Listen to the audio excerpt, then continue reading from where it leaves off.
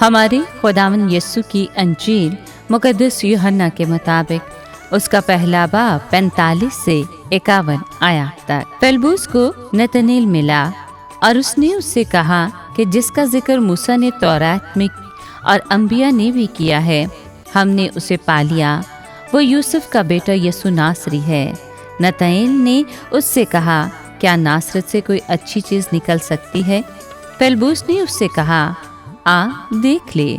यीशु ने नतनेल को अपनी तरफ आते देखकर उसके हक में कहा, देखो एक हकीकी इस्राएल, इसमें मकर नहीं।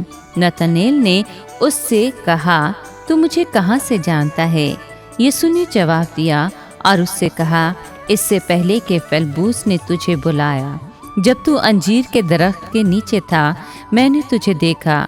नतनेल ने उसको जवाब दिया कि रब्बी, तू खुदा का बेटा, तू इस्राएल का बादशाह है। यीशु ने जवाब में उससे कहा, क्या तू इसलिए ईमान लाता है कि मैंने तुझसे कहा कि मैंने तुझको अंजीर के दरख्त के नीचे देखा? तू इससे भी बड़े बड़े माचरे देखेगा। फिर उससे कहा, मैं तुमसे सच सच कहता हूँ कि तुम आसमान को खुला और खुदा के फरिश्तों को ऊपर जाते और इब्ने इंसान पर उतरते देखोगे। पाक कलाम के पढ़े और सुने जाने पर खुदावंद की बरकत हो। खुदा का शुक्र हो। अजीज दोस्तों, पाक माँ कैथोलिक कलीसिया आज मुकद्दस बरतलमाई का यौम यादगार मनाती है। मुकद्दस बरतलमाई यहूदी शरीयत का आलम था। मुकद्दस बरतलमाई यीशु मसीह पर ईमान लाए और फिर आलमगीरियत की मोहर पाकर पूरी दुनिया में यीशु बादशाह के नाम की गवाही देने लगे। मुकद्दस फिलिप्पुस जो पहले बुलाया गया था, मुकद्दस बरतलमाई को यीशु से मिलवाता है। मुकद्दस बरतलमाई ऐसा इंसान था जिसके मन, धन और तन में कोई फरेब न था। यीशु ने उससे कहा, देखो हकीकी इस्राएली जिसमें कोई मकर नहीं। मुकद्दस बरतलमाई मुकम्मल तौर पर सच्चा और हकीकी इंसान था।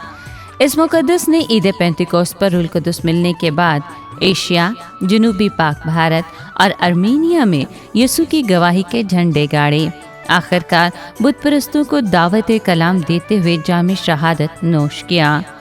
मुकद्दस बरतलमाई का यौम यादगार 24 अगस्त को मनाया जाता है।